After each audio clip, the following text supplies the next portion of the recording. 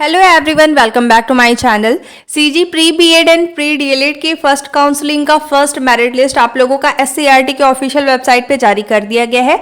और आज की वीडियो में मैं आपको डिटेल से बताने वाली हूँ कि किस तरीके से आपको एससीईआरटी के ऑफिशियल वेबसाइट में विजिट करके CG pre BEd and pre DElEd का फर्स्ट मेरिट लिस्ट किस तरीके से चेक करना है, किस कॉलेज में कितना कितना कट ऑफ गया हुआ है, किस तरीके से चेक करना है। साथ ही देखिए, ये आप लोगों का फाइनल मेरिट लिस्ट नहीं है, ये ओनली दावा आपत्ति के लिए आप लोगों का जारी किया गया है। दावा आपत्ति क्या होता है एंड किस कंडीशन में आपको दावा आपत्ति करना है, ये भी मैं आगे बताने वाली हूँ, सो वीडियो को अंत तक जरूर देखिएगा। अब इसके लिए देखिए, सबसे पहले आपको मेरिट लिस्ट चेक करने के लिए किसी भी ब्राउजर में लिखकर सर्च कर लेना है सीजी एससीईआरटी काउंसलिंग 2026। जैसे ही आप लिखकर सर्च करेंगे, आपके सामने इसका ऑफिशियल वेबसाइट आ जाएगा। अब आपको इसमें स्क्रॉल करके नीचे की तरफ आ जाना है और यहाँ पे देखिए, सबसे पहले एक लिंक प्रोवाइड किया गया है, लिखा हुआ है CG state council of educational research and training. इस पे आपको क्लिक कर लेना है। जैसे ही आप उस पर क्लिक करेंगे, आपके सामने एक न्यू पेज ओपन हो जाएगा। तो आपको इस पेज में स्क्रॉल करके नीचे की तरफ आ जाना है और यहाँ पे देखिए, आप लोगों को न्यूज़ एंड इवेंट्स में सबसे पहले एक लिंक प्रोवाइड किया गया है, लिखा हुआ है BEd round first phase first provisional allotment list session 2026-27। साथ ही आप लोगों को यहाँ पे डेट भी देखने को मिलेगा। आज के डेट पे ये आप लोगों का मेरिट लिस्ट जो है वो जारी किया गया है। डीएलएड का आप लोगों का जल्द ही मेरिट लिस्ट जारी होने वाला है, तो आप लोग चैनल को सब्सक्राइब करके रखिएगा ताकि सारे इन्फॉर्मेशन आप लोगों को मिलते रहे। अब देखिए, आपको फर्स्ट लिंक वाले ऑप्शन पे क्लिक कर लेना है। इसके बाद आपके सामने इस तरीके से पेज आ जाएगा। अब आपको इसमें स्क्रॉल करके नीचे आना है। अब देखिए, यहाँ पे आप लोगों को डाउनलोड करने का ऑप्शन प्रोवाइड किया गया है, इस पे आपको क्लिक करना है। इसके बाद पीडीएफ जो है वो इस तरीके से आप लोगों का ओपन हो जाएगा। अब यहाँ पे आप लोग देख सकते हैं कि आप लोगों को यहाँ पे कॉलेज अलॉट किया गया है। कौन सा कॉलेज है, यहाँ पे आप लोगों को अलॉटेड इंस्टीट्यूट में देखने को मिल जाएगा। अब देखिए, यहाँ पे आप लोगों का नाम, आपका जेंडर, आपकी कैटेगरी, साथ ही आप लोगों के पास डोमिसाइल है या नहीं, ये आप लोगों का शो हो रहा है। साथ ही आप लोगों का स्टेट रैंक यहाँ पे देखने को मिल रहा है और आप लोगों को कौन सा इंस्टीट्यूट अलॉट किया गया है यहाँ पे आप लोगों को देखने को मिल रहा है। राइट, तो यहाँ पे देखिए ऑप्शंस हैं, जैसे आप लोगों ने जो भी प्रेफरेंस में सिलेक्ट किया है कॉलेज, वो कॉलेज आप लोगों को अलॉट किया गया है, आप लोगों को इस तरीके से देखने को मिल जाएगा। अब क्या करना है, आपको इस पीडीएफ को सबसे पहले सेव करना होगा, क्योंकि यहाँ पे 870 स्टूडेंट का नाम है, तो यहाँ से आप लोग चेक नहीं कर सकते। तो सबसे पहले आपको इसे एज अ पीडीएफ सेव करना है। सेव करने के लिए राइट साइड में 3 डॉट का ऑप्शन है, इस पर आपको क्लिक करना है। इसके बाद देखिए, इसमें स्क्रॉल करके नीचे की तरफ आना है। यहाँ पे देखिए शेयर का ऑप्शन है, शेयर वाले ऑप्शन पे आपको क्लिक कर लेना है। जैसे ही आप उस पर क्लिक करेंगे, अब यहाँ पे देखिए प्रिंट का ऑप्शन है, प्रिंट वाले ऑप्शन पे क्लिक करना है। इसके बाद यहाँ पे आप लोगों का पीडीएफ जो है वो शो हो जाएगा। अब इसे सेव करने के लिए राइट साइड में 3 डॉट का ऑप्शन है, इस पे आपको क्लिक करना है। इसके बाद देखिए सेव एज अ पीडीएफ का ऑप्शन है, इस पे आपको क्लिक कर लेना है। जैसे ही आप उस पर क्लिक करेंगे, अब आप जिस भी नाम से इस पीडीएफ को सेव करना चाहते हैं, आपको यहाँ पे लिख लेना है। लिखने के बाद राइट साइड में डन का ऑप्शन है, डन वाले ऑप्शन पे आपको क्लिक कर लेना है। आप उस पर क्लिक करेंगे, आप लोगों का पीडीएफ जो है इस तरीके से सेव होने स्टार्ट हो जाएगा। साथ ही इस पीडीएफ को मैं टेलीग्राम ग्रुप में भी शेयर कर दूंगी, आप लोग वहां पे डायरेक्ट विजिट करके पीडीएफ को ओपन करके चेक कर सकते हैं कि आपका नाम मेरिट लिस्ट में है या नहीं।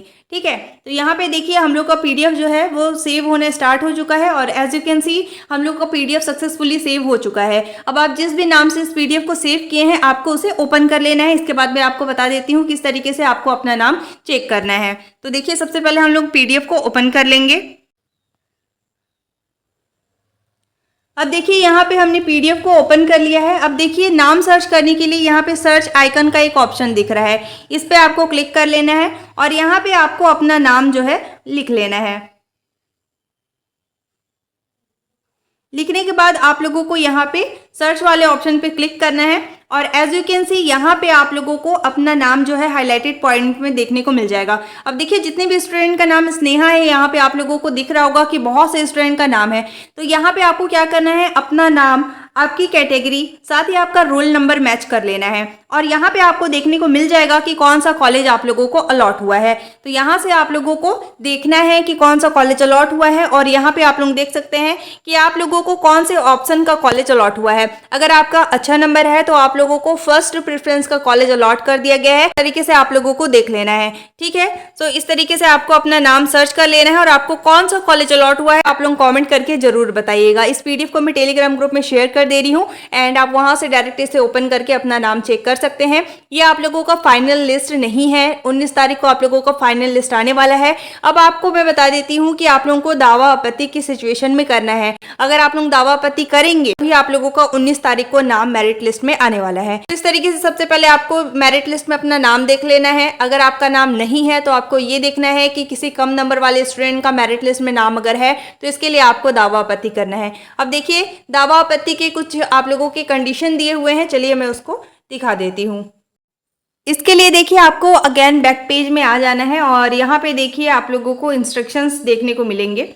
यहाँ पे लिखा हुआ है महत्वपूर्ण सूचना दावा आपत्ति का, ठीक है। तो यहाँ पे लिंक प्रोवाइड किया गया है, इस पर आपको क्लिक कर लेना है। जैसे आप क्लिक करेंगे आपके सामने इस तरीके से ऑप्शन जो है वो ओपन हो जाएगा। अब यहाँ पे देखिए आप लोगों को बताया गया है कि दावा आपत्ति आपका कब स्वीकार किया जाएगा और कब आप लोगों का अमान्य कर दिया जाएगा। अगर आपका दावा आपत्ति सही रहेगा तो आप लोगों का जो 19 तारीख को मेरिट लिस्ट आने वाला है उसमें आप लोगों को ऐड कर लिया जाएगा। अब यहाँ पे ध्यान से समझिए दावा आपत्ति किस कंडीशन में आपको करना है। जैसे मान लीजिए आपका नंबर 42 है एंड किसी अदर स्टूडेंट का नंबर 41 है, इनको मेरिट लिस्ट में शामिल कर लिया गया है लेकिन आपका नंबर ज़्यादा है और आपको मेरिट लिस्ट में शामिल नहीं किया गया है, तो इसके लिए आपको क्या करना होगा, दावा आपत्ति करना होगा। इसके बाद 19 तारीख को जब आपका मेरिट लिस्ट आएगा तो उसमें कम नंबर वाले स्टूडेंट को हटाकर आपको इंक्लूड कर लिया जाएगा। इसलिए दावा आपत्ति करना बहुत ज़्यादा इंपॉर्टेंट है। अब यहाँ पे दावा आपत्ति करने का कुछ कंडीशन बताया गया है।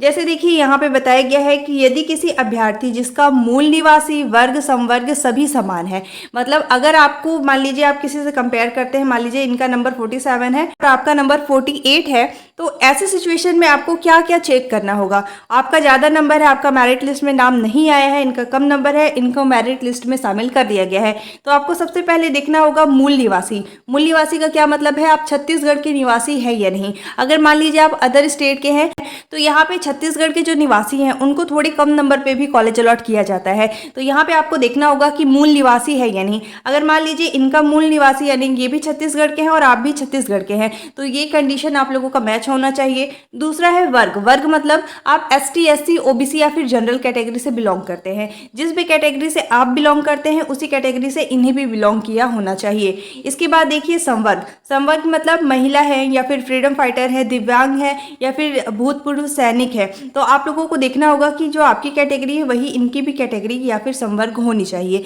ठीक है। ये सभी आप लोगों को पहले मैच करना होगा। अगर मान लीजिए आप लोगों के सारे कंडीशन फुलफिल होते हैं, आपकी जो कैटेगरी है वही इनकी कैटेगरी है, आप छत्तीसगढ़ के निवासी हैं, ये भी छत्तीसगढ़ के निवासी हैं और आपका संवर्ग जो है वो बिल्कुल इनके जैसा है, तो इसमें आपको क्या करना होगा, तब आप लोग दावा आपत्ति करेंगे और आपका दावा आपत्ति बिल्कुल सही रहेगा और आप लोगों का जो 19 तारीख को मेरिट लिस्ट आने वाला है उसमें आप लोगों को शामिल कर लिया जाएगा। लेकिन अगर मान लीजिए आप ST कैटेगरी से हैं और जिस स्टूडेंट का नंबर कम है और उनको मेरिट लिस्ट में शामिल किया गया है, मान लीजिए आपका नंबर 47 है और इनका नंबर 46 है, आप ST कैटेगरी से हैं और ये जनरल कैटेगरी से है, तो आप लोग क्या देखेंगे कि इनका कम नंबर है, इनको मेरिट लिस्ट में शामिल कर लिया गया और हमारा ज़्यादा नंबर है, हमारे मेरिट लिस्ट में नाम नहीं है, तो इसके लिए आप अगर दावा आपत्ति करेंगे तो ये आप लोगों का अमान्य होगा, क्योंकि आप लोगों की कैटेगरी, आप लोगों का संवर्ग और मूल निवास तीनों आप लोगों का सेम होना चाहिए, ठीक है।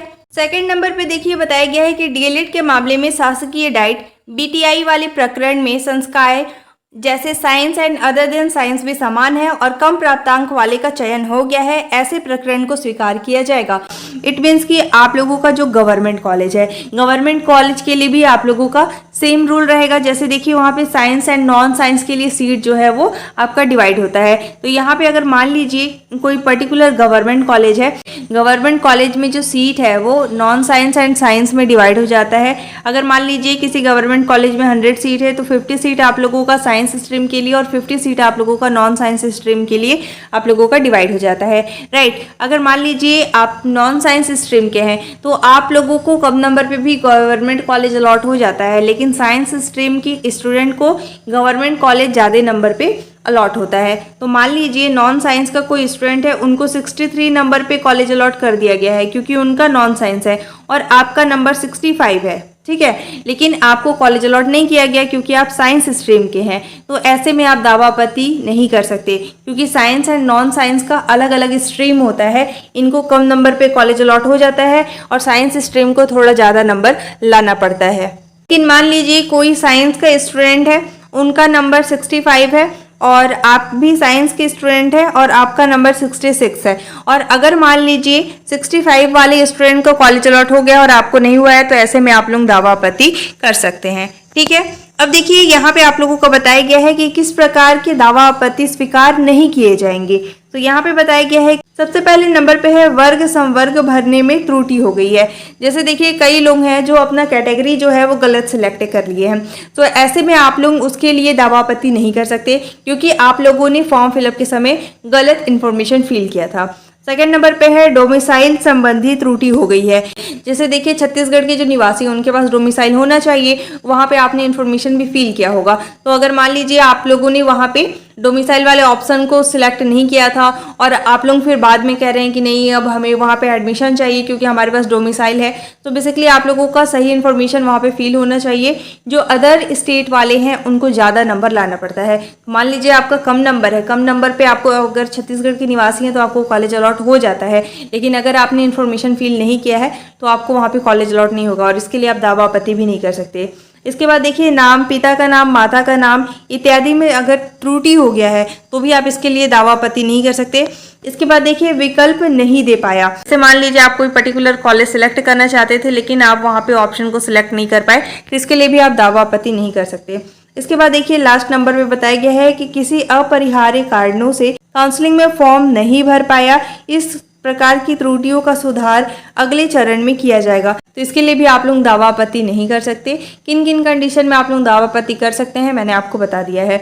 इस प्रकार की त्रुटियों का सुधार अगले चरण में किया जाएगा। अगर मान लीजिए आपने काउंसलिंग में जो भी डिटेल फिल किए हैं अगर आप लोगों का मिस्टेक हो गया है तो आप लोग सेकेंड काउंसलिंग में फिर से फीस को पेमेंट करके अपने फॉर्म में करेक्शन करा सकते हैं। ऐसे स्टूडेंट जिनको फर्स्ट काउंसलिंग के किसी भी लिस्ट में अगर कॉलेज अलॉट नहीं होता है तो आप लोगों को निःशुल्क सेकंड काउंसलिंग में शामिल कर लिया जाएगा।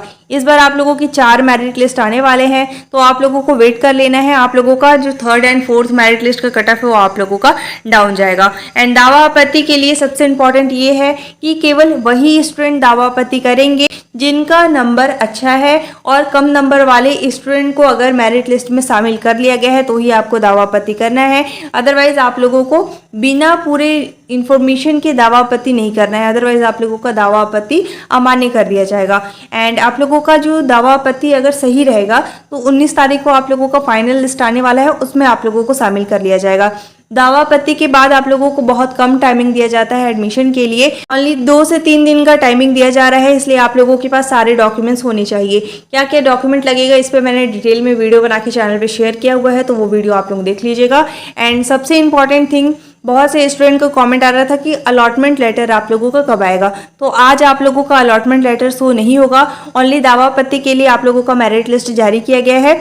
19 तारीख को आप लोगों को अलॉटमेंट लेटर देखने को मिलेगा। कहाँ से आप लोग देखेंगे, तो SCERT के ऑफिशियल वेबसाइट में विजिट करके आप लोगों को वहाँ पे अलॉटमेंट लेटर देखने को मिल जाएगा। फर्स्ट मेरिट लिस्ट का PDF मैं टेलीग्राम ग्रुप में शेयर कर दे रही हूँ। आप लोग देख सकते हैं कि अलग अलग कॉलेज में कितना कितना कट ऑफ गया हुआ है, और इसी के अकॉर्डिंग आप लोगों का जल्द ही सेकंड मेरिट लिस्ट भी आएगा और उसमें आप लोग देख पाएंगे कि कितना कितना कट ऑफ गया हुआ है। 3rd and 4th merit list का कट ऑफ आप लोगों का 1st एंड 2nd मेरिट के अकॉर्डिंग कम जाने वाला है, तो अभी आप लोगों को वेट कर लेना है। जिन भी स्टूडेंट को कॉलेज अलॉट नहीं हुआ है आपको थोड़ा वेट कर लेना है, आप लोगों का भी नाम 3rd या 4th मेरिट लिस्ट में आ सकता है। Thank you so much for watching. अब आपको इससे रिलेटेड कोई भी डाउट है, आपकी कोई भी क्वेरी है तो आप कमेंट कर सकते हैं। एंड आप सभी को टेलीग्राम ग्रुप ज्वाइन हो जाना है। जो भी लेटेस्ट अपडेट आता है, जो भी PDF होते हैं, मैं टेलीग्राम ग्रुप में शेयर कर देती हूँ। Thank you so much for watching.